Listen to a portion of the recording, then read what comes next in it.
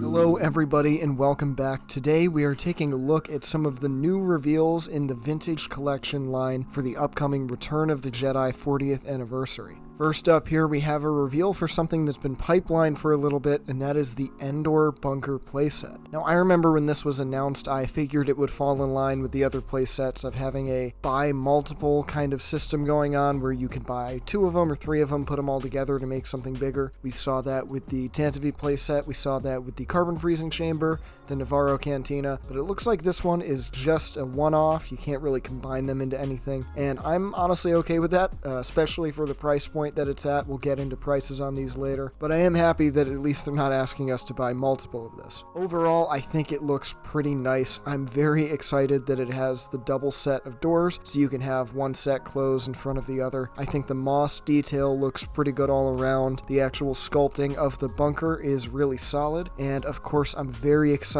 about the packed-in Rebel Commando and Scout Trooper disguise. Previously he was Nick Sant, now he's maybe Captain Rex. There's some loose cannon stuff going on there, but I think this is an excellent figure to get. It's on that somewhat newly updated Scout Trooper sculpt that isn't really that updated. Really, they needed to update the wrists, give us some hinges on there for us to be able to pose them. It has a removable helmet, which I think might look pretty good. You can see the figure putting it on or taking it off here, and I'm glad that they're actually showing us that it's removable instead of swappable. On some of these press releases, they haven't been very clear about that, especially with Axe Woves, so I'm glad we're getting to see that now. This thing will be priced at $60 in the US and is going to go up for pre-order tomorrow, December 7th at 1 p.m. Eastern Time. I think that price is okay. We have to look at things by the standards that Hasbro's kind of releasing today. Whether or not we agree with those standards, I know I don't, especially $17 on mainline TVC figures. That's just kind of ridiculous, but $60 for this playset I don't think is egregious, especially since we only have to buy one. It's not something we need to buy 2 or 3 of like the Navarro Cantina. It's not great, but I can live with it, and I'm definitely going to be ordering one.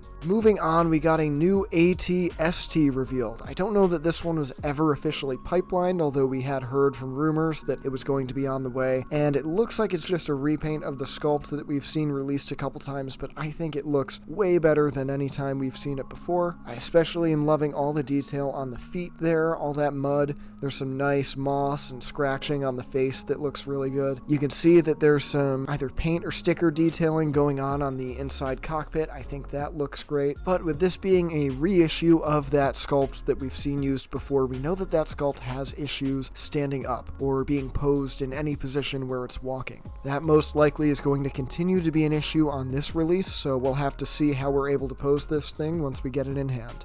It also comes with a packed-in Chewbacca figure from Return of the Jedi. This Chewie is not going to be packed in on a card back. He's just going to be packed in loose. That really sucks. I feel like if you're going to be packing in a figure, it's not that much more work to throw it on a card back, make it that much more desirable, especially if they're trying to go with that value of $17 per figure nowadays. It better be on a card back. It's also a reuse of a sculpt that's almost 20 years old at this point, from 2004, and although they've updated the paint on it and overall it looks decent, the posability on it isn't great, and it's a sculpt that really could have used an update. This is kind of making me doubtful that we'll actually see an updated Chewie in the main line if they're going ahead and packing him in with this vehicle. It sounds like this thing is going to be $90, and it's going up for pre-order tomorrow, December 7th at 1 p.m. Eastern, just like the bunker. Both this and the bunker should be available at multiple major retailers and Hasbro Pulse. And like the bunker, I am going to order one of these, but $90 is really not a great value on this. It's a shame to see what pricing has looked like for Hasbro recently, and hopefully we start to see those level out and become more reasonable. That's all for the reveals today for TVC Return of the Jedi releases. We've got a lot coming for the Return of the Jedi 40th anniversary. I'm going to cover all of those releases coming out in a video that's going to be out soon, so keep an eye out for that.